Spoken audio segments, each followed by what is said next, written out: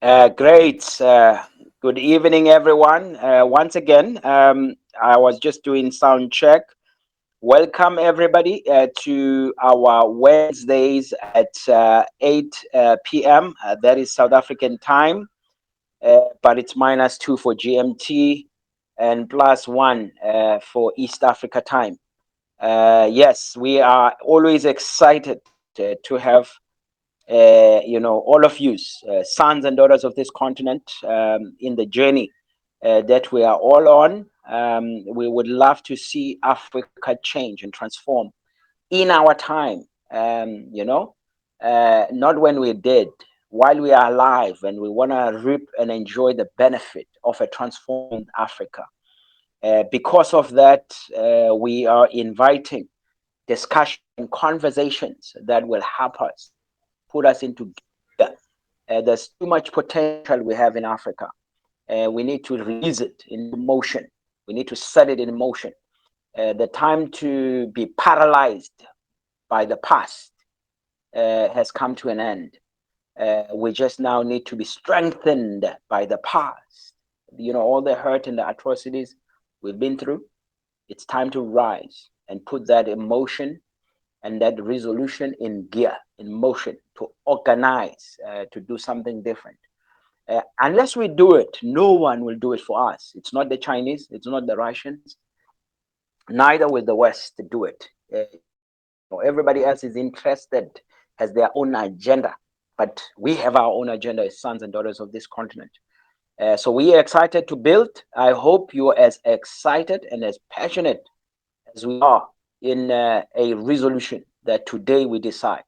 Today and tomorrow will be different because we've made a decision and we've made up our mind that it cannot be. We cannot keep blaming our parents, our grandparents, what they've not done, what they did. It's our time now. The question is thrown to us as a generation in Africa. So what about us? What is it that we're going to do? What we're going to be remembered for in history? We remember what Ngwame did. We remember what Mandela did. We know what Steve Biko was about and Chris Hani was about. We know what Patrice Lumumba was about. So what are we about as a generation? And that is the discussion. So how do we transition from philosophy into material transition for Africa? That is the discussion tonight. And we are so delighted to welcome the Queen, Queen Namata.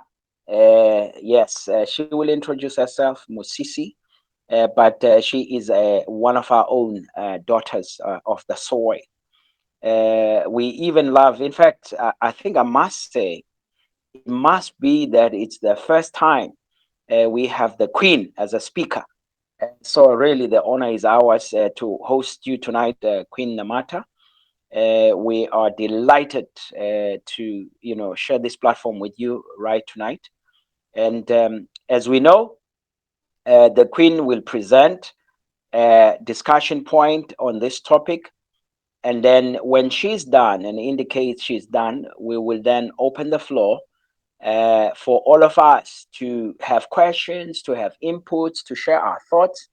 As you will all know, we love to all contribute so that we walk away from here with much bigger knowledge and we look at this matter in all corners. So every opinion matters. Nothing is too small in this journey. So we love everybody's input. So feel free to contribute. The way you would do that is just open your mic. We will acknowledge you because you can't raise hands on this platform.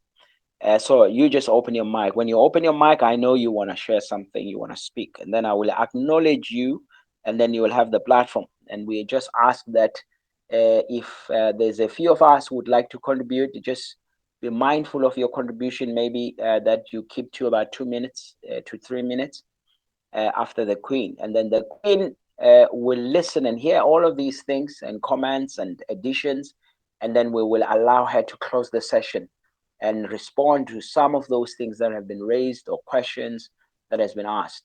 So in that regard, Queen, the podium is yours for as long as you would like to share, and you will let us know when you're done, and then you'll hand back the mic to me I am your moderator, Mfanelo Ndlovu. I am joining you from South Africa in Cape Town. Over to you, my queen, Ndlovukazi. In my Zulu language, we say the queen is Ndlovukazi. Over to you. Greetings, comrade. Can everyone hear me? Loud and clear, queen. Great. Thank you so much to you. Thank you to ACUP for the invitation.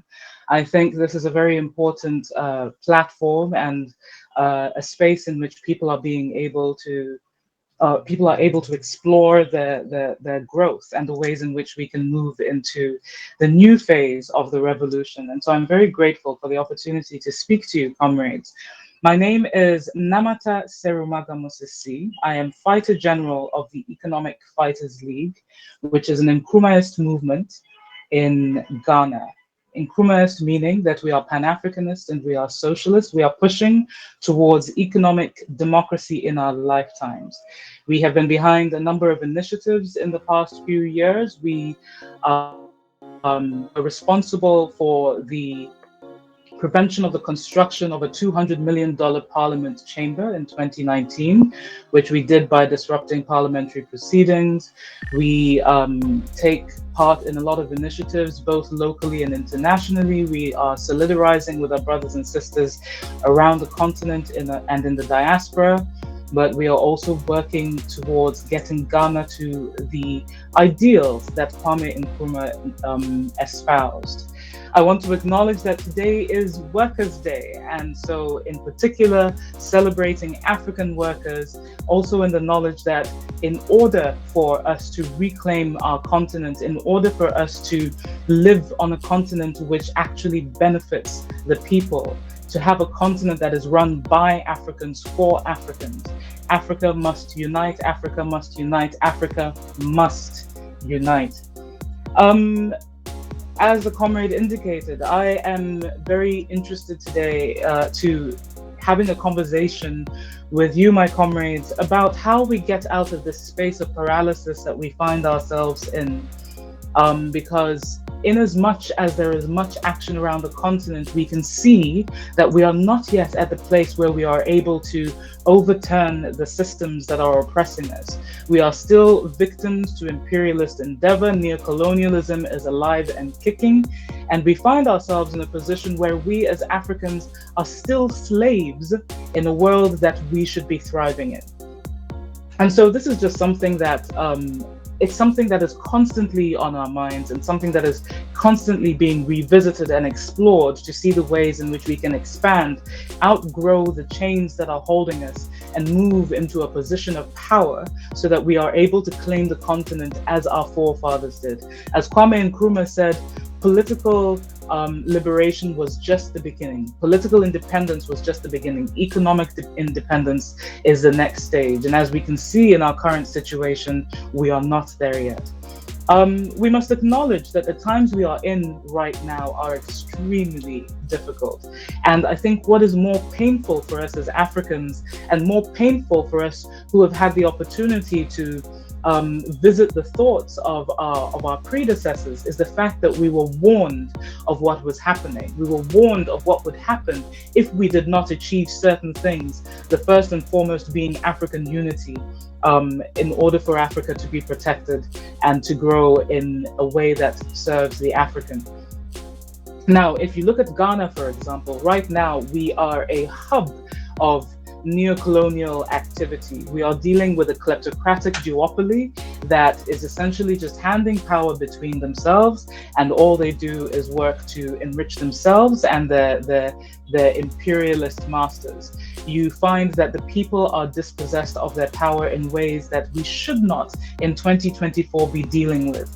And yet here we are. And so it is very painful when you sort of reflect on these things. And it's something that gives you pause for thought, right? There's a recognition that we cannot continue in this manner, just like Comrade Ndlovu said.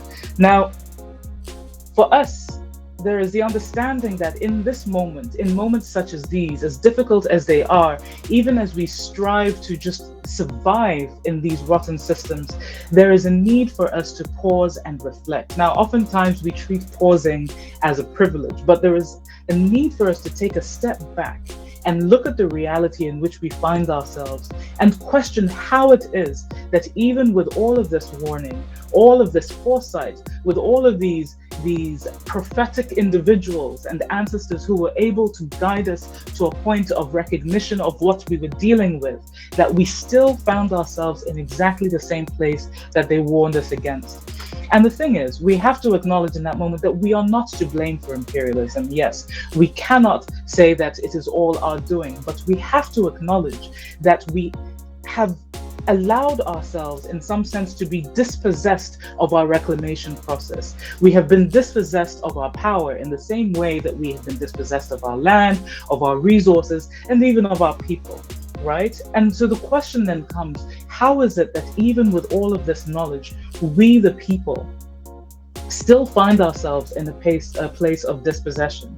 And so today, the thoughts that I'm sharing are really geared at those of us who are working towards African unity, right? This is what I want us to question. This is what I think is very necessary for us to be able to unpack in order for us to get to a point where we are actually able to sustainably reclaim this continent for our goals and for our purposes. Now, one of the reasons I start with the point of dispossession is because that dispossession, which I often feel is sometimes also rooted in fear on our side, it has led to a lot of inaction on the continent, right? We have so many of us who hold the knowledge that liberates us. We are able to speak to the issues in fantastic terms. We are able to diagnose and paint a framework of what needs to happen. We are able to look at the situation and pinpoint the enemy. So we know exactly what the issue is. We know what is happening, and yet somehow we struggle with the transition from knowledge to action, right? And that is a very big problem. Because once we start holding knowledge and not expanding on it, not sharing it, not refining it outside the silos that we create of knowledge for ourselves, once we start doing that, we become exactly the same in the oppressor, in that we create an elite within a space. And that is a problem. We are working towards the empowerment of the African continent as a whole. We are not working to build an intellectual elite. Now, the thing that I have found, and maybe I should pause here. I would like to share a little something about myself. My background is architecture. I studied architecture actually in Johannesburg. And it was through the creation of space that I started to understand the injustices that we face in our system. It was through the lived reality that I came into an understanding of the fact that there is an imbalance in the system, that the majority of people are marginalized, and that the system is not geared towards the development of the African. Whether you're talking about the fact that our systems tend to marginalize those who are poor, and they tend to be quite violent towards the poor, or whether you're talking about the fact that most of our architecture is representing Western ideals. When you see space as a reflection of our identities, of our being, then you understand that we as a people are oppressed. Now, that was my lived reality. It was my lived reality that drove me to socialism. It was my lived reality that brought me into a space where I started to interrogate what it is about the system that is not working in favor of the African people. And so the fact of the matter is, whether or not you have a background that is academic or of political science and studies, your lived reality has spoken to the issues just by virtue of the fact that you, an African, exists in an African space. You have an understanding of the issues that we face. But the unfortunate thing is that with the way that things have gone, and this is where fear comes in, I sometimes wonder if we have now sort of developed a sort of fear of action. And so we end up holding, in the knowledge of the size of the beast that we are dealing with, we hold the knowledge to our chests and we bring it out every so often just to share with the people, look, this is the issue, or look, I know this thing, but without actually allowing it to propagate beyond and beyond and beyond, and to become something that ignites the next phase. Excuse me, the next phase of the revolution. Now, the fear of that for me is that when we do that, we begin to forget the strength of our position. We start to speak in silos, only speaking to those who think like us, only speaking to those who we know will not challenge where we stand, only speaking in spaces where we think this is how we should move forward, where we know that the people with whom we are engaging, that they echo our positions, right? And so we unintentionally marginalize the masses in that marginalization, what we start to say is that their lived experiences cannot be expressed in the terms that we are using and therefore do not hold the same value. And so again, we start to create these conditions of marginalization, which then again create the same divisions that lead to class struggle. And so we forget that the people who we are seeking to liberate, ourselves included, also carry the knowledge. And so, in alienating ourselves from the masses and from material realities, we start to then get frustrated when they start to make decisions that are outside of what we believe. Now, this is the problem that I find in many spaces that I interact in, where you have a people who have a sound ideological footing, they have a knowledge of everything that needs to happen, but on the other front, there's another people who also have a sound understanding of what is happening, but there is no connection between the two. There is an issue when you start to allow that disconnection to happen, because once the people are not engaging, the people who are speaking in academic terms in silos then get lost. You know, the sort of the concept of the town versus the gown, the academic spaces versus the people. And then you start to lose sight of the realities that actually inform, but also can be weaponized in such a manner that the people claim ownership of the battles of which we are fighting. I will give you an example. In Ghana, we have a situation where even though we have tomato farming is a very huge thing in Ghana. We use a lot of tomatoes in Ghanaian cuisine. And yet a lot of the time, the tomatoes that you buy are imported from Burkina Faso. There's a number of reasons for this. The first being that there are global trade policies that do not permit the processing of tomato produce. Another one being that our infrastructure is in a place where by the time the tomatoes get to the cities or to whatever commercial centers you're looking at, a lot of the produce is now spoiled. So produce is actually being spoiled on the farms. Now, if I, as an academic, stand and say, well, it's because of global trade policies, and if you look at our relationship with the IMF and the World Bank, this is what's happening, and all of those kinds of things, I will be saying the exact same thing as my sister who was farming in the north, saying that since they started importing tomatoes, I have been unable to work. And what does that mean? It means that my husband has now had to migrate through the Sahara Desert to go and work on a farm in Italy. It means that I am unable to provide a sound economic situation for my family. She may not be speaking in ideological terms. She may not be using the language that we pick up when we're reading Nkrumah, when we're reading Cabral, when we're watching interviews with Sankara, but she has that understanding of the situation in a very present, lived sense. And so it is important that that also gets captured and is able to meet those who have also got the ideological strength. Ideological knowledge, right? The references, and bring that together in such a manner that that woman is then able to take ownership of the solutions that have been formed through ideological discourse. So the point being that we cannot sit with these ideological ideas, sit in corners and decide on what the way forward is, and yet not. I want to share a phrase. My uncle always says, you cannot cook meat without exposing it to fire. We have to be able to take what we have been given and what we have also been developing and put it in spaces where the people then are able to now take ownership. And this again comes back to the question of being dispossessed of our reclamation, being dispossessed of our future, being dispossessed of everything that it will require for the people to truly unite and truly operate with power in a continent that is truly moving in service of the people.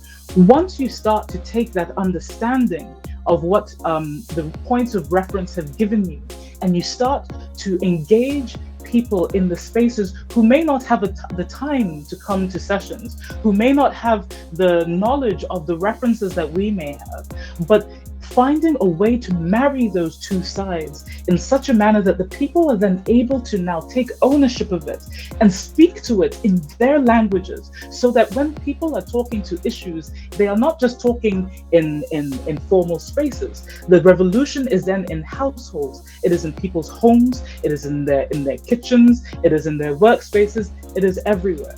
So the question that I am coming here to ask today, right, is that we have often found ourselves in a position where we forget that everything that we do and preach and share, it must be something that returns ownership of development narratives to the people who are living those narratives. Now, don't get me wrong, we are the people too. I recognize that fact. But I think we should also recognize that there is a level of privilege that comes with being able to take an hour of time a day. And this is not a criticism, comrades. This is something that we are interrogating within our own movement ourselves. We have to find a way of being able to ensure that these dialogues that we're having are being had in the transport stations, in the marketplaces. They're being had in spaces in such a way that everything comes together in a manner where there is an ownership that is held not just by a small group, not just by those who have had access to the text, not just by those who have had the opportunity to study along these lines, but every household should be able to speak to the issues in a language that reflects their own reality. And so my question would be to, I'll begin it by quoting Nkrumah. Live among the people, learn their ways, start with what they know, right?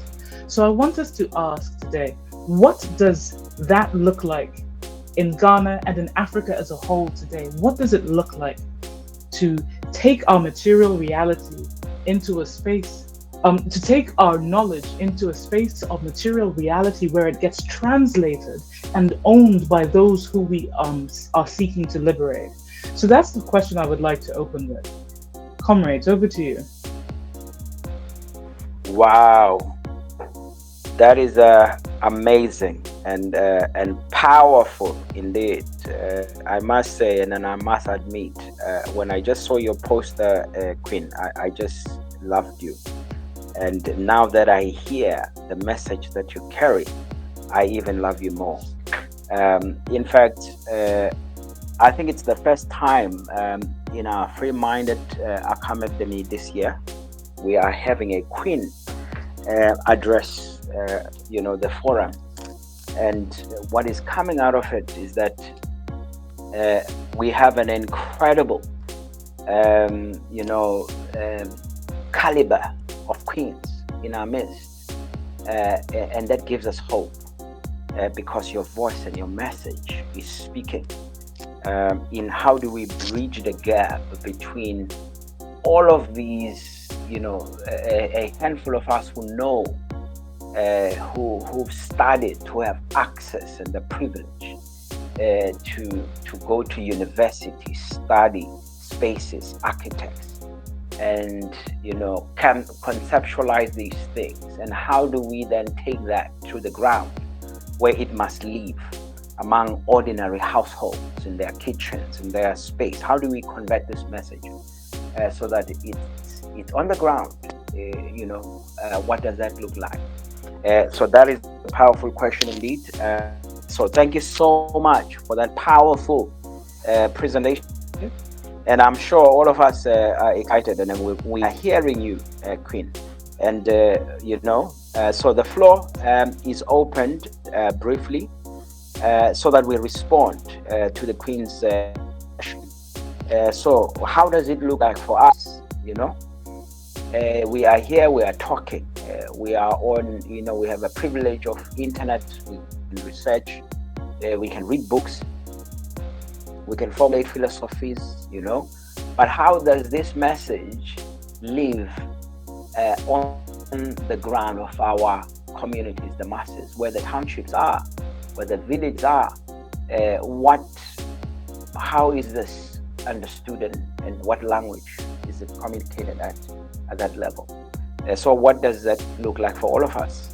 How does it look like for Ghana? How does it look like for South Africa and for the various sites we are living in? So yes, yeah, that is the challenge. The floor is open. So if you would like to contribute on this session, just open your mic. We would identify you by that, and we will allow you to come to the floor. So while we looking, so just go ahead and open that mic if you want to speak now. I'm gonna cue you while I just, uh, share from our perspective here in South Africa. So I think while I'm sharing, a few of you will have ideas and formulate ideas of your own. This is the challenge. So we know what must be done in this generation, and all right, I see there is a CIC mic open, so I acknowledge you. I take that you would like to contribute. Is that Yes, correct? Okay, yes, just introduce yourself and say where you are based, and sure, then the floor is yours. not particularly a contribution. It's a question. My name Okay, is Ernesto Yabua, all and right. I'm an African in Ghana. I wanted to find out if this whole session is being recorded. Okay, no, it is recorded. Yes, we record it and we repurpose it for YouTube and we share it. Yes, it will be available. Thank you very much. Grateful. Okay, great. I think just like the CIC, Commander in Chief. So I think that is a title that is behind CIC. CIC, you said where are you based? Ghana. Or are you in Ghana? So Ghana is in good hands. So I think the question then is asked. Anyone else who would like to jump in, just open your mic. I'll acknowledge you while I speak. So this is the issue. All of us, as we've gathered tonight here, we know what needs to be done. We know the challenges that plagues our governments, all 54 heads of states, since independence of our nations. We are now plagued with what we call neo-colonialism, and really this runs and it exploits our people because of ignorance, because we do not know how to shake ourselves free from the shackles that enslave us into this neo-colonialism. And it's almost as though South Africa is the youngest baby in the independence journey. So 1994, we decided that we want to participate in the politics of our economy or our land or of our governance. So we went on polls. In fact, even now, 29 May, we are having our elections. But despite 3 decades of our ANC rule, with all the parties that have been in parliament, there have been 14 of them, political parties in parliament. With the top 3, we have the DA, and that predominantly represent the interest of the white minorities, which represent 7% of the 762 million people in South Africa. And then you have your ANC that has been declining in its majority of the voters since our former president Nelson Mandela and Mbeki and downhill with Jacob Zuma and now Cyril. So we are going downhill. The ANC is falling apart. It has become EFF. So the EFF came out of ANC during the era of Jacob Zuma, and that was then the rising opposition. for Pan-Africanism. EFF is driving that agenda. But those are the top three. ANC has been in power for 3 decades. EFF has been similarly in power for 3 decades, because whether they were youth league of ANC while Malema was inside ANC, and now as a branch of ANC, to then charter the cause of economic freedom fighting, as they say, and then the DA in the official benches of opposition for the white minority interests. Now, if you know South African dynamics, the reality is simple. We're living in a democratic dispensation or era or era. So in that era, majority must rule. Majority must rule. So the reality of these 62 million people is that we have 81% of it is natives, and European descendants are only 7%. Now, how come today every single thing, arable land, 74% of it is in the hands of this minority? All the land in minings, in property ownership, real estate developments, business, commercial property, all of it, the suburbs, basically the territories in the suburbs, is predominantly owned by the minorities, and everybody else, who's a European or maybe Indian or maybe Malayan, descendants who came through ships as slaves. Both Indians and Malayans came as slave workers. They find themselves in the upper class, in the top of the food chain. So if we pack this thing, so it will be Europeans on top of the food chain in South Africa. Then it will be followed by these Indians and coloureds in that, and then it will be followed by us, our people. We're just on the ground. So it's not that we do not know that the land is ours, and it's such a factor in the economy, production, means of economic production. It's not that we don't know we have the power right now, because in democracy, majority must rule. But the reality is, why is this philosophies and ideologies of loving Africa and recognizing that we should produce our own food, our own technologies, and have our own banks and our own industries and currencies? Why is it that we choose to mine our gold and ship it to Europe, who in turn just print money against it and then come buy back and pay us for our labor?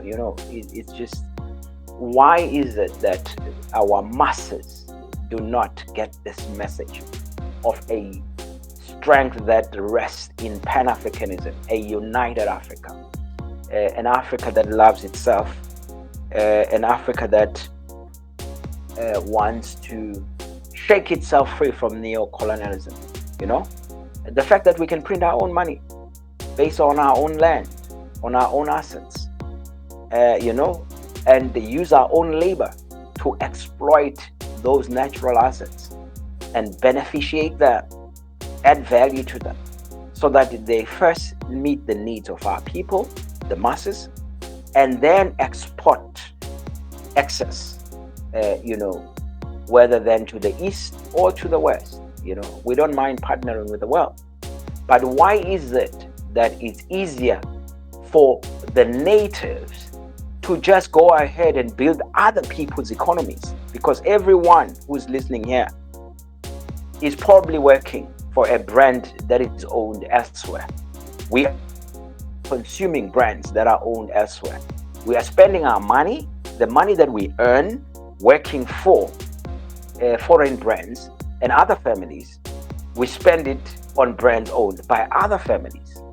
So therefore, we don't own a bank, we don't own our own grocery shops, we don't own our own factories, our own energy solutions, our own education, curriculum. We forever are looking elsewhere for this solution. So, what would it take to bridge the gap? What will it take to bridge the gap between the few of us that gets it and take this message to the ground? And I think that is the discussion the Queen is challenging us to rise up to. But I specifically love it when the Queen says, you know what, this message of ownership that it needs to live in every household. It needs to be in the language that the people understand it, so that they own it, and all of us can engage this. So that is the discussion that we have. So anyone who's ready, open your mic. We will acknowledge you. Thank you so much, Queen, for a sterling presentation to this discussion. Do we have any takers at this hour? Or the Queen just raised so much the bar so much high that all of us now are nervous about jumping in. Sure. Don't be shy. Kabbalah, the floor is yours. All right, King, thank you very much. I hope you can hear me. If you can't, please let me know. Am I audible? Yeah, we're hearing you now. Oh, perfect. So thank you very much, Queen, for your powerful presentation. It was enjoyable listening to the Queen for the first time in the Free Minded, giving us this powerful insight that we, I assume all of us have enjoyed. So for me, I think to maybe try to answer to the question that you left, it's I would say that the best way for us to translate the knowledge that we have, the understanding that we have, into a practical way, which then affects our communities and the people into our villages and all those areas, is through the building of institutions. One of the contradictions that I've always noticed is the fact that we are preaching some changes in our communities, but we don't have institutions through which we can then implement those changes. You see, it's one thing to tell African people that we need to unite, and they believe that, I guess, but the next morning, the question is, where do they go to work, to be able to provide for their children, to put the bread on the table? They go to work in the institutions of oppressors, if I should be more clear. And one thing about institution is that they condition the behavior of the people. When you go into those institutions, they tell you how you are supposed to think. Sometimes subtly, you may not even realize it, but the fact that you are there for the most part of your life, they dictate your thinking, which is mostly based or geared toward individual values. While us in Africa, when we talk about unity, we emphasize collective, or I should say communalism value system. So you see already there's a contradiction, but we then have to follow what they say, because they are the ones who are producing for us, who are providing the bread, who are providing the financial means for us. They are the ones who have employed us. So we get to be embedded in the culture of the places where we are working, because we're spending more time there. They tell us how to dress, how to speak, how to eat, and all those kind of things. So at the end of the day, we are fashioned by the institutions in which we belong to for our survival. So our message of unity, our message of Pan-Africanism become kind of powerless, because it is just a message, but there's no backup in terms of institutions that the young people in Africa can see hope into, so that we can eventually also dictate the behavior of our people, so that this message is not just a theoretical or philosophical message, is then a part of a praxis that is obviously embedded in the culture and the behavior of the people. So I think that's where the gap is. And to answer to your question, briefly, I would say we need to build institutions, whether we talk about institutions of finance, institutions of employment, of labor, institutions of agriculture, institutions of healthcare, all those essential institutions that we need to survive as a society. We need to build them. Therefore, through those institutions, this message will then be practiced by our people, by our communities, and that's how we are able to push Africa and its narrative, forward. So that's just my little contribution. But in a nutshell, I've enjoyed your message, and I love what you do. You keep on doing that. Thank you very much. Thank you so much, King Kabbalah, for that contribution to the Queen's message. Super. So the floor is still open. We have these discussion. Just open your mic and then share if you're ready. That is before we take on the Queen. Is that correct? Yeah. So do we have any other comment before the Queen takes on the platform? So if in the meantime, while there is no one taking the platform, I'm going to just briefly throw it back to the Queen then, because I saw the Queen wanted to comment. Queen Namata.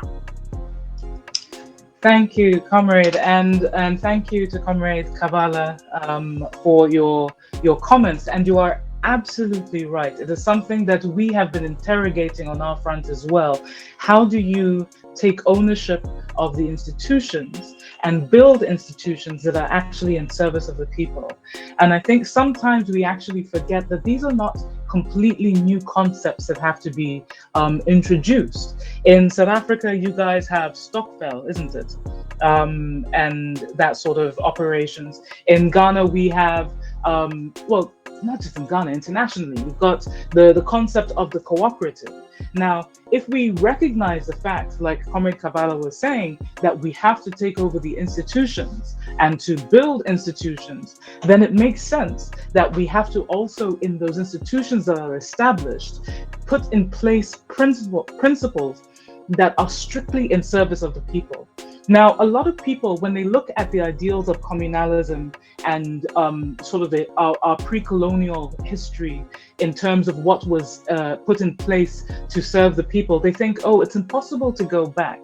But look at what Kwame Nkrumah did in his time in power. What he did is how he structured institutions and even companies was such that your main stakeholders, there would be three main stakeholders in many of them. You would have the private stakeholder, you would have the cooperative as a stakeholder, and you would have the state as a stakeholder. And the cooperative always had preeminence. And so that means that the masses had preeminence over everyone else, right? And so in doing that, all that did was allow people to now be able to say, you know what, I have put my stake in this. Therefore, not only do I have interest in it, but I am also willing to contribute in order to ensure that it gets to the place where it needs to be. Now, the thing to remember is that, again, the people already know that there is an issue. And I keep emphasizing that because it's very easy in moments such as these to sort of operate from the belief that they don't know. There may be ignorance of references, there may be ignorance of specific texts and things like that. But again, we must keep in mind that people know what the issues are. And I want to just go back to something you were saying earlier, Comrade Ndlovu, you were speaking to the fact that a lot of people are operating counter to what is actually necessary for the people. And for me, that comes back to the economic realities. That's why Nkrumah said that after political independence, we must now go for economic independence, right? You cannot have complete liberation until you have that, right? Now, if you look at that, that's where the institutions become so important, because it's not just about the conditioning of the mind, but it's also about empowering people. It's also about creating conditions of work that people are being fairly compensated for their labor. One, two, they're able to take time to better themselves in ways that they may not have under systems that seek to exploit them. And so you end up with a system that is literally designed for the betterment of the people. If you have a cooperative structure in place, it is the people who are then able to say, you know what, I need to actually be able to work just 4 days a week. Why? Because I am building a project here. I am doing this towards the betterment of my community. Or it is the cooperative that then gets to dictate and say, out of every 5 projects that this institution or this company or whatever does, one must be towards the betterment of A, B, C, D. And so the people's voice then gets centered. That's the true reclaiming of development narratives towards the betterment of the people. I'll stop there. Thank you, comrade. Wow. Yes, I love it. So the game plan is build institutions, but looking at Kwame's model is that there is a joint ownership. The state plays a role, the cooperatives for the masses plays the role, and the private sector plays the role. So the joint 3 stakeholders, then that is the design of these institutions, so that the institutions are relevant and they improve the economic independence of the masses, and that's what it is. I think that is great. The floor is still open. Just open your mic if you would like to jump in on the discussion. So I think the question is, what would I think our generation has a role, and I think I love it, because perhaps if we judge our parents and judge our grandparents, if we look back, we can appreciate that we find ourselves with so much benefits as a generation. Us, the generation that is born during the era of independence, of Africa's independence. It's as though that the whole continent was waiting for us to go and learn and study and know. There is enough of us now, because we are fortunately here on the continent and across diaspora bases. The stat says 2 in 4 of the global labor force is an African. Now imagine the impact of that. It means we are already very influential in the global economy, just with our labor, with our expertise, with our intellectual property, with our knowledge. We are building institutions of someone else, and I think that is the problem. We are all busy building someone else's institutions because they pay us the money and they pay the bills, they buy the bread, but then the question is, how do we shift and transition? Because I believe the time we all have 8 hours contract to serve whatever entity we are currently serving, but we have our own personal 8 hours that now we need to create our own alternative, so that there is a handover, there's a transition.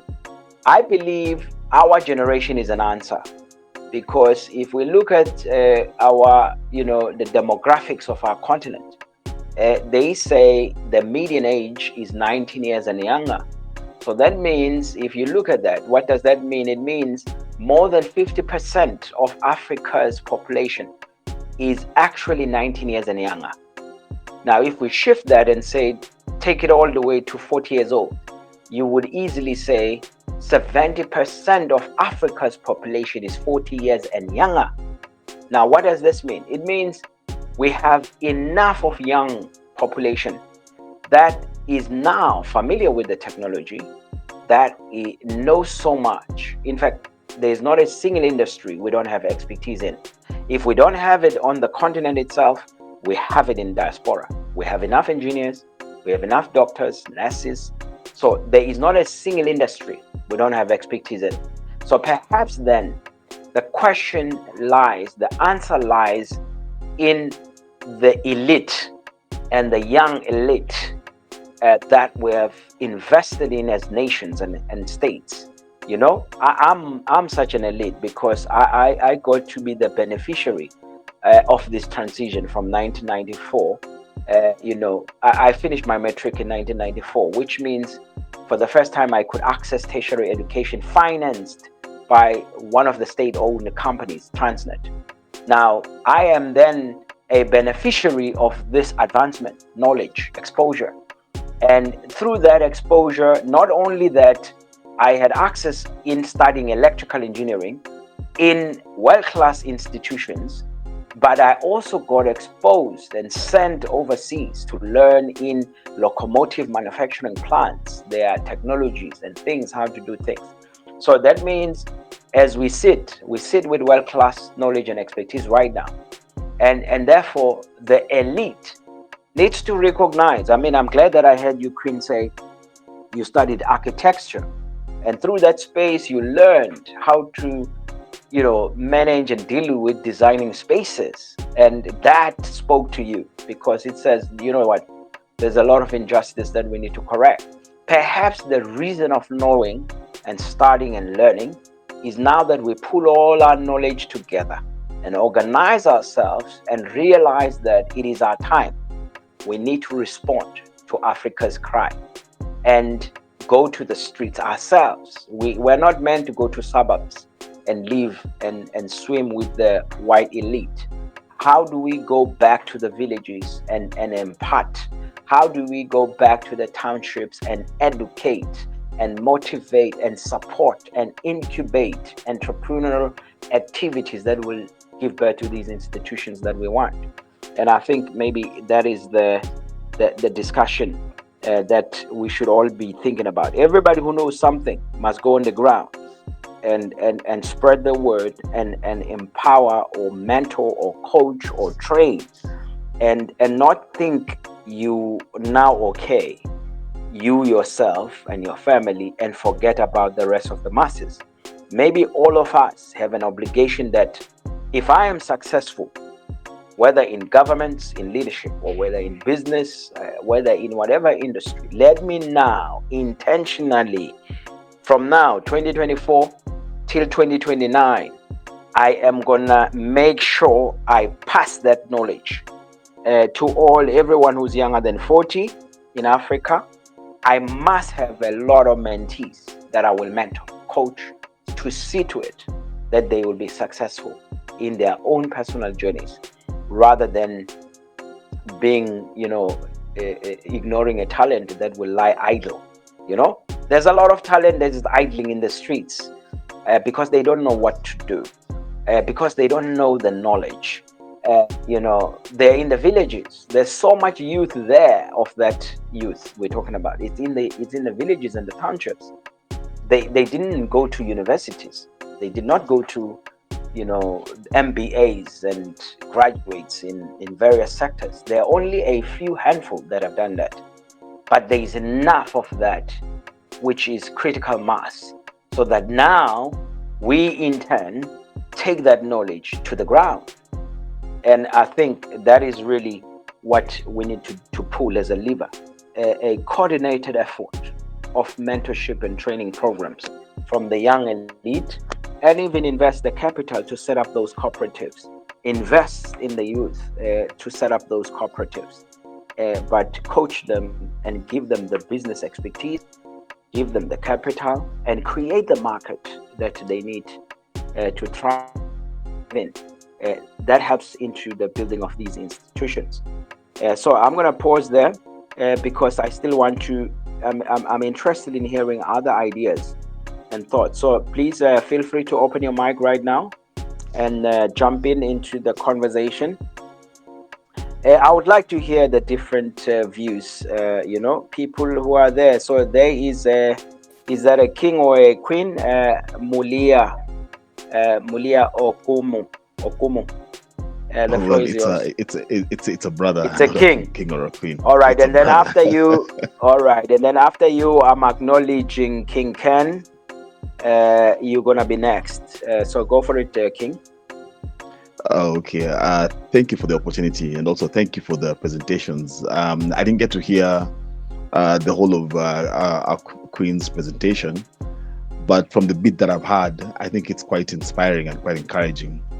My name is Mulialia. I'm from Kenya, and well, I might not be as privileged as you mentioned. That you've been able to study engineering or architecture. I'm mostly self-taught in whatever it is that I know, and especially when it comes to as in Pan-Africanism and the African history, and also the history of our people, and how some of the things that we might need to do to move forward as a people. Now, I've also been of the opinion that we need to spread this word and teach as many people as possible to become conscious of what's happening. But after some time, because I've been in this field for about 15 years now, and I've realized that you really can't make people conscious, because you're also fighting against other forces, the forces of survival that are forcing them to adopt to capitalism and individualism, so that they're able to survive, versus the message that you're giving them and the consciousness that you're giving them. So that consciousness gets pushed to the back. But then you also realize that how Europe and the US do their thing. It's up to the intelligentsia. It's up to the people who understand what's happening to develop systems and institutions and basically to move the people forward. Let me give an example. Not everybody in the US knows that the wars in the Middle East, whether it's in Iraq, whether it's in Libya, or whatever it is, that it's about oil to, that basically backs their dollar. Some of the people, I'm guessing, some of the people who might even be campaigning, because I clearly remember the campaign in 2008 when Obama was campaigning, and he was like, if I get to power, I'm going to remove all our forces from Iraq and everything. But as soon as he gets into power, next thing he does is that he pushes in more people. Then you realize that he gets to understand, because he is now given proper intelligence reports and is told, without this oil, there's no American dollar, there's no American economy, there's nothing. This is what we need to do to survive as a nation, as an economy. And therefore he changes that. And you find that not everybody understands what's happening. Not everybody understands that, as you mentioned, that, for example, that we are mining African resources and we're taking it to Europe and they're printing papers. And right now it's just, creating digits on some database and telling us now that we've given you so much money. They don't even print paper anymore. They just, add digits to some database, and they're like, okay, yeah, we've given you this much money, and we're giving them our real hard-earned resources, and this is something that, of course, it came from the from IMF and World Bank, from 1945, when you're transitioning to this new order, and only the intelligentsia understand what happens. We, on the other side, a good number of us understand what's happening. But our problem is that we want every African to understand what's happening before Africa can move to the next step. They don't do that. There are people who go to war. They don't know where they're going to war. They go to war, and then they come back home and they realize, hey, you guys, you know what? We were not fighting the good war. We were the bad people going to steal other people's resources. Then they burn themselves, self-immolation and all that, because they realize that they are the evil that's in the world. So I think for us, and I've had some very good suggestions, because I've also been thinking about the idea of creating Pan-African institutions, creating Pan-African cooperatives, creating Pan-African associations, that bring together all the engineers, bring together all the architects, bring together, all the doctors, all the lawyers, all the professions, all the artisans, all the artists. We need to create those institutions. We need to be the intelligentsia that's guiding people for their own good, whether or not they have the capacity to understand that what you're doing is for their best interests. Because if we want to sit down and, about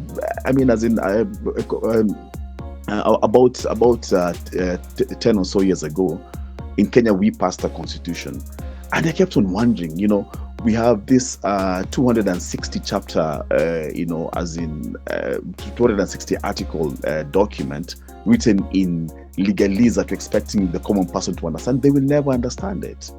If for most people in school, understanding a paragraph during comprehension, understanding a paragraph and answering 10 questions after half a page paragraph, they couldn't get it. How do you expect people to understand this entire document?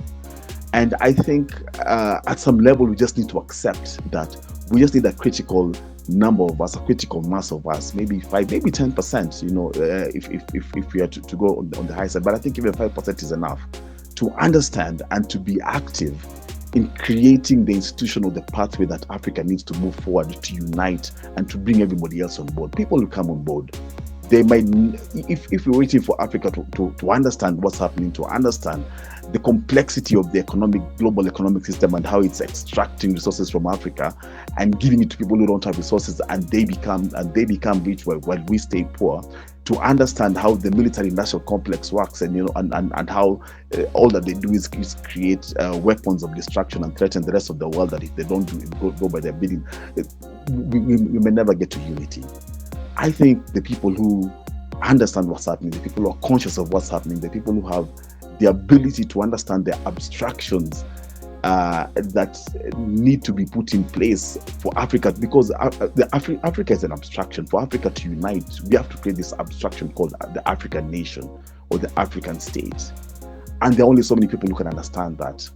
But I think the people who can understand it, they already understand it. And I think it's just for them to move forward with this knowledge and put it into action, and allow everybody else to fall in place into systems that they create for them.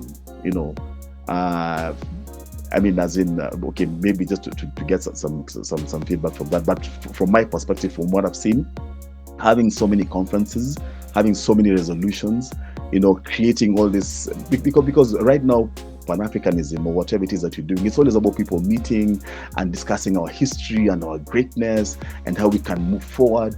But they're not concrete resolutions in terms of this is what needs to be done. This is the institution that needs to be created. This is an action that needs to be taken. These are resources that need to be committed.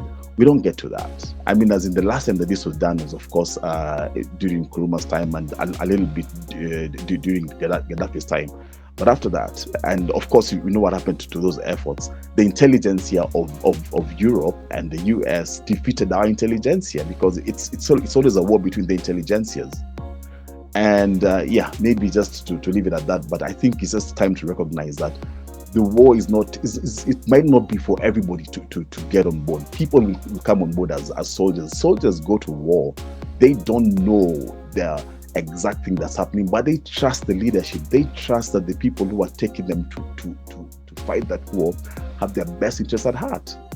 But they may not understand the ideological differences. They may not be able to understand the intricacies, that it's different economies fighting each other, it's different ideas fighting each other, the ideological battles. So before I go on to and saying too much, I think we just need a shift in how we're thinking, in our approach to this whole unity effort, and maybe we'll start making a little bit of progress from there. Thank you, brothers and sisters. Thank you so much, King Mulia Okomo.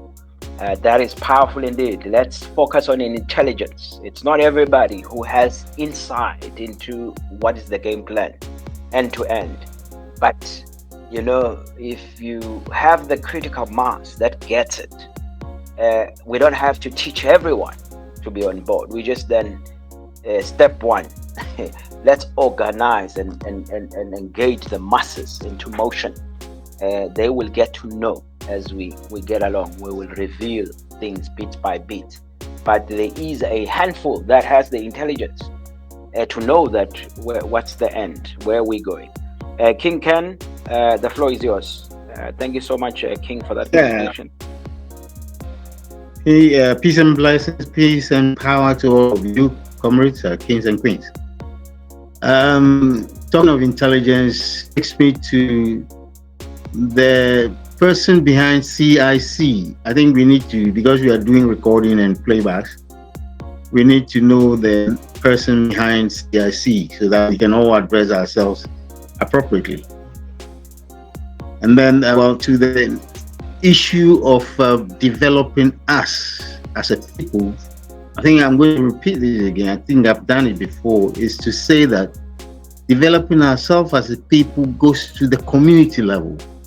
And my queen has identified those things, and King Kabbalah has also identified the institutions, and we are moving the institutions to the community level where the community is facilitated to produce and serve themselves across the length and breadth of this community.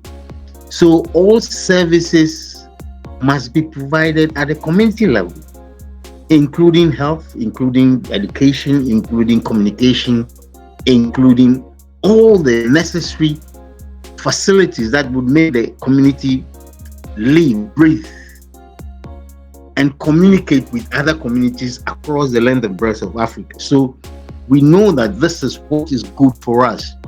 Whilst we are educating on the developmental transformation of the African, we are communicating with them at their level, in their language, in the language within the African concept, not through the vision and mission of the European concept, which we normally always do.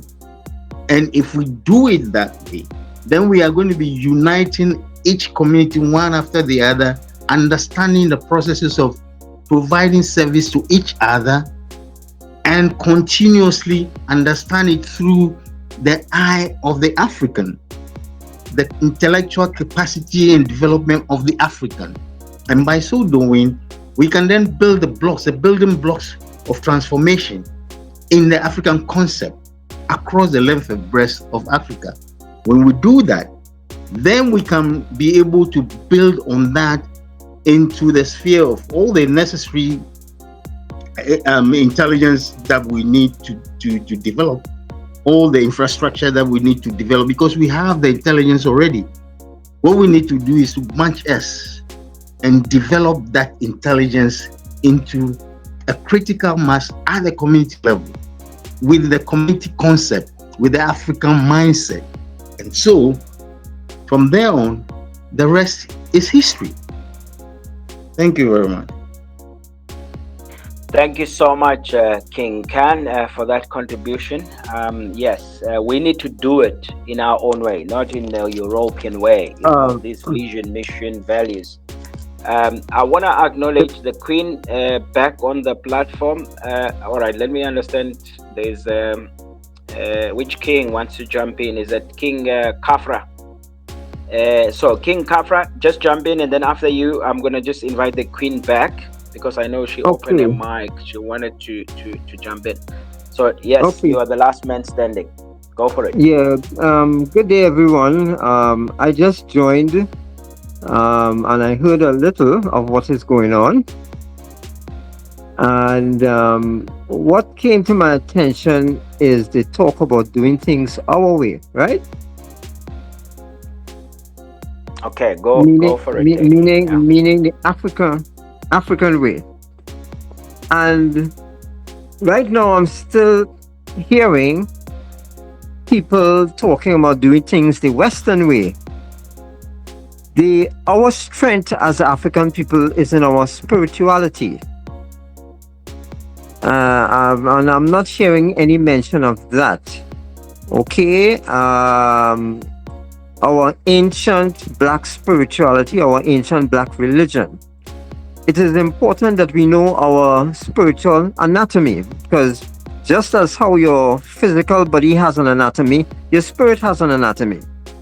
And this is our strength. As long as we try to do things the Western way, which is putting the physical thing first, we are going to remain in the trouble that we are in.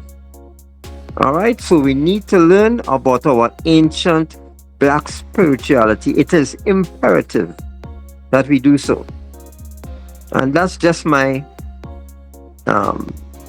take on things. Thank you. Interesting twist, King Kafra. You say above all of these things we're talking about, let's address African spirituality first, because as long as we do it the way America does it or Europe does it, it's not going to fit in this context of Africa. All right, Queen, you may just maybe get your response and your reaction to all of these comments you've heard, and then maybe bring it all together. Back to you, Queen. Thank you, Comrade. What I found interesting was that what Comrade Ken had to say was essentially forms the beginning of my response to Comrade Okumu.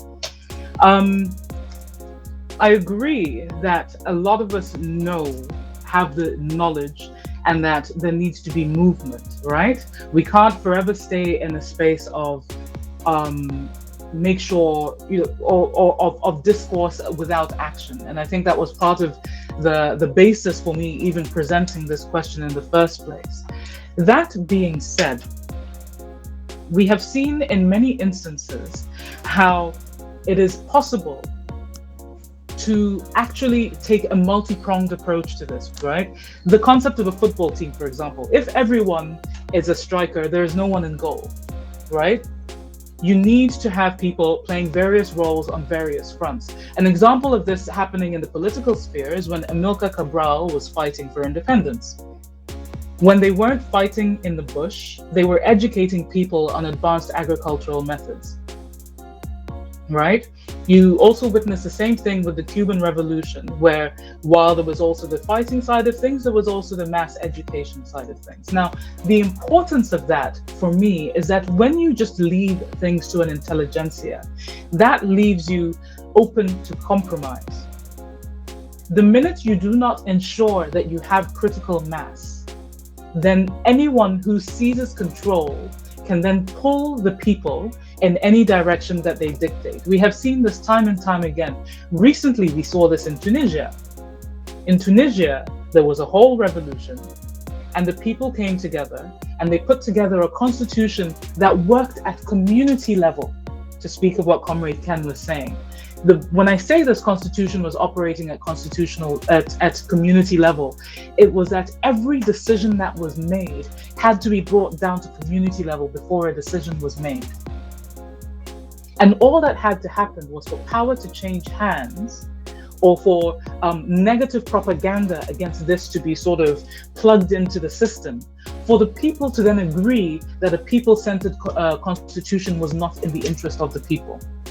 So even as you start moving with the intelligentsia that you have, there must be that continuous building of the critical mass. Otherwise, at some point, we will be compromised. We cannot afford to not ensure that everyone has all the information at their disposal. And so while there needs to be forward motion, that education is part of that forward motion towards the ensuring of the sustainability of the revolution. There is something I was looking in the archives, the National Archives of Ghana, a while back, and something that I found very interesting was how many people spoke about the vision that Kwame Nkrumah had for Ghana as his vision. They didn't call it our vision. That's not across the board. People took ownership. You see in images, you see how people loved the work that he was doing. But out of him, they built this messianic figure who and essentially pinned the responsibility for the revolution on him. And so it becomes easy when he is taken out of the picture to undermine a whole nation and bring us to this point of neocolonial puppetry that we're dealing with in our governance. So it is critical that we ensure that the masses have access to the information, and that information is not alien to them. All it is giving them a framework through which they are able to interpret their lived realities. They know what is going on. You are just helping them, or not even helping them, you are just giving them the framework, like I said, through which they translate it.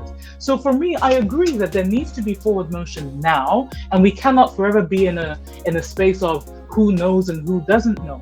But we do need to ensure that even as we take steps forward on various fronts, there must always be as a priority the work of the political education.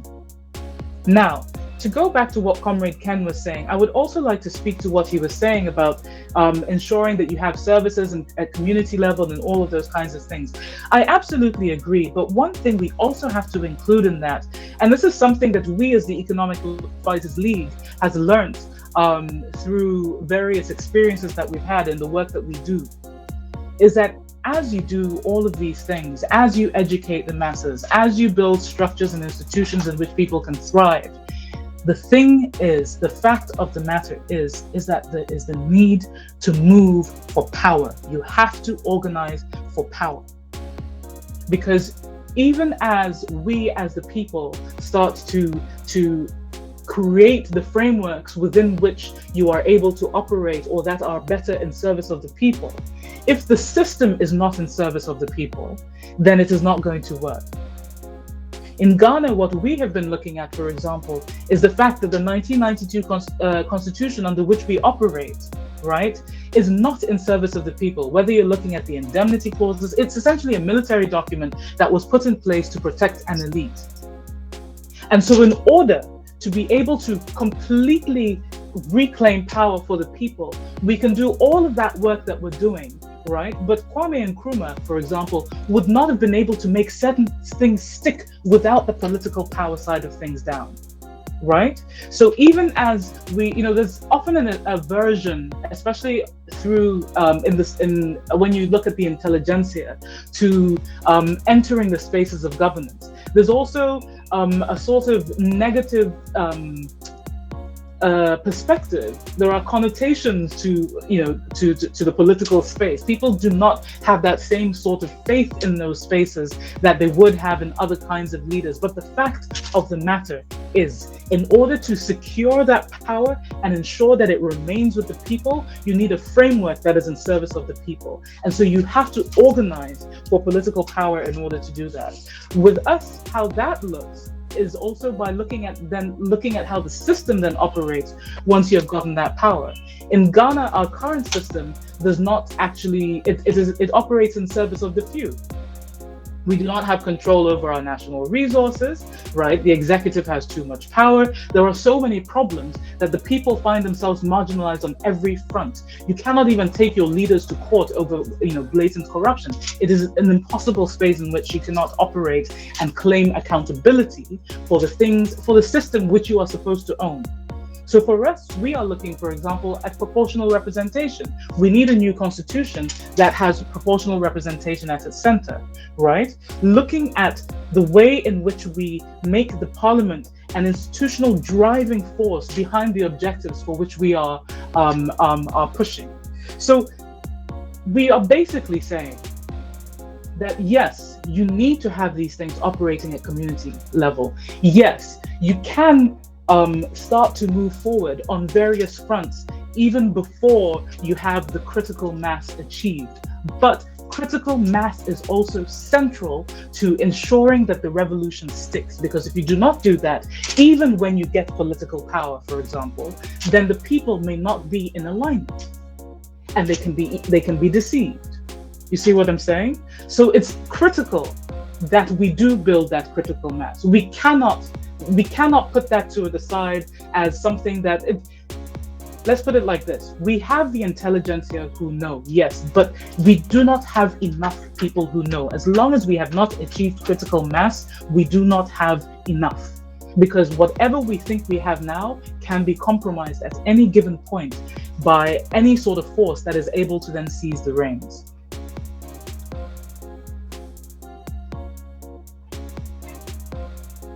Comrade, I'm done. Thank you. Sure. Yes, that is a powerful way to close our session. Yes, the session is heated, and I know there were a couple of kings and queens that wanted to jump in. Unfortunately, we ran out of time. Maybe we should talk about another run in the discussion to close this and bring it in, because it's such a pregnant discussion, and it has such golden nuggets that need to be unpacked in how practically we materialize these concepts. But what we are hearing from the Queen is that critical mass, building the base, is everything, because it's what will organize us for political power. Because if we build institutions but we don't have the backing and the muscle of the political power to make it stick, it's just going to be, we're going to be easily victims and sabotage. Just like perhaps in Guam, we know what the CIA did. We know the Marcus Garvey's vision, it was grand, but we know what the CIA influence was. So we're looking at this generation and saying we need to do it right. Whatever that Marcus Garvey and team failed to do, whatever that Kwame Nkrumah did not do, whatever that Patrice Lumumba did not do, Steve Biko, Chris Hani did not do, it is our duty to do in this hour. And lessons learned dictates that we cannot do it. The perhaps there were loopholes in how they approached it, but one thing we know: if you take out this kingpin, the driver, before you have the critical mass, it threatens to shut down the agenda. But we need to multiply ourselves into a million more Kwame Nkrumahs, a million more Gaddafis, a million more Patrice Lumumbas and Steve Bikos and Chris Hanis. So we have the enough critical mass that you cannot begin to tackle us in any way. So yes, Can I say something before you end? You just have a minute, King. You have a minute. We're Okay. already running 8 minutes after time. Right.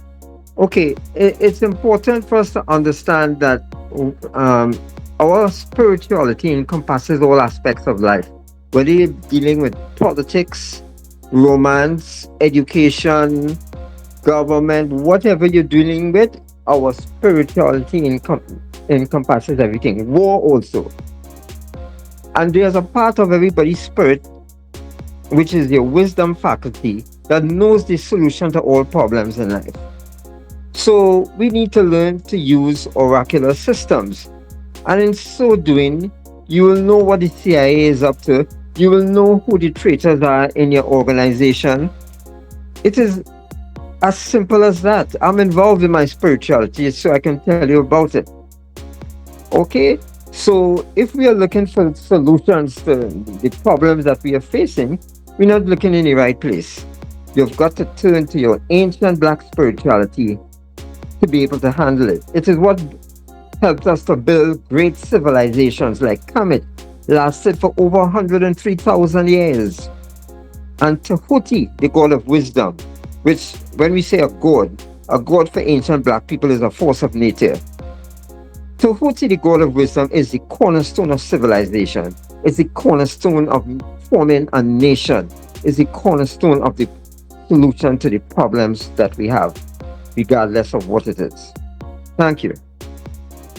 All right. So I think King Kabbalah and King Coffee, let's just note that we need to unpack African spirituality because if it's going to be one of the anchors, perhaps let's have this discussion. What does that look like? What does it mean for us in this journey? Perhaps let's have a dedicated session that looks into this King Aix Kafra as a request. But noted, King, yes, I think we in Africa understand that we are spirit beings. We have a soul and we live in our bodies. And we know that it takes things from the spiritual level before it manifests in the physical realm. But we need to talk about that because there's so much pollution with religion in this generation. We are pulled in all angles in Africa. So I think it deserves time on its own. So if everybody is okay, I would like to really appreciate the Queen for a sterling and a passion to present tonight's topic. But Queen, we love you and we appreciate you. We love what you're doing and your impact and your footprint. In fact, we are proud, all of us, as sons and daughters of this continent. We just know now that we are capable of leading this continent into unity because we have seen the likes of you that lives and thrive. And, you've demonstrated your impact in a number of ways, not just in the command of expertise and knowledge and confidence and boldness, but you've manifested this on the ground with your organization, Economic Fighters League. So we are grateful to have you tonight and share this moment and hour with us. And we thank you, all the participants and the contributors to this discussion. We know you love this continent. So the thing that we can do is to build that critical mass, because after such conversation, the worst thing we can do is go and do nothing. Then nothing is going to happen in this hour or in our time, or in our generation. And the bigger question is, what will our generation do? We understand what the Ngwames did, what the Mandelas did. So what are we going to do to deal with this neo-colonialism? What are we going to do to mobilize the masses and achieve that critical mass? So it means we cannot afford to sleep in this hour. For the sake of our children, for the sake of future generations, we need to act. So we will therefore appeal. Let's spread the word. Let's mobilize. One, we encouraging everybody to build the organization at a weekly basis. If you are a Pan-Africanist and you are real about transforming Africa in your hour, in your time, that means you will invest time to build this critical mass every week. Set time to speak, to teach, to groom the next generation, young stars, and pull them into building these institutions, into having insight to this knowledge and this intelligence into the game plan, so that we have the critical mass that will be, we will create the momentum that even if obstacles are thrown before us, the train that is in motion cannot be stopped, But when it's standing still, you can put a small block in its wheel, it will not move.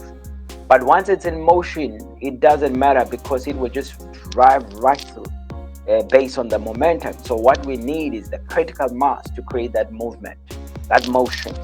And we hear the Queen saying, it's a multi-sprung approach. We need to pay attention to all the elements in parallel. That means we need soldiers, we need warriors, and we need the intelligence, we need the education, we need the spirituality, we need all the elements that we need to make it work. So I think we're going to park it at that. And then I'm just going to ask King Coffee to close the session officially for us, for all of us. King Coffee, if your network allows, you can just close the session for us, and then we're done. Thank you to everyone. Thank you so much for the privilege. Thank you all for coming, joining the section.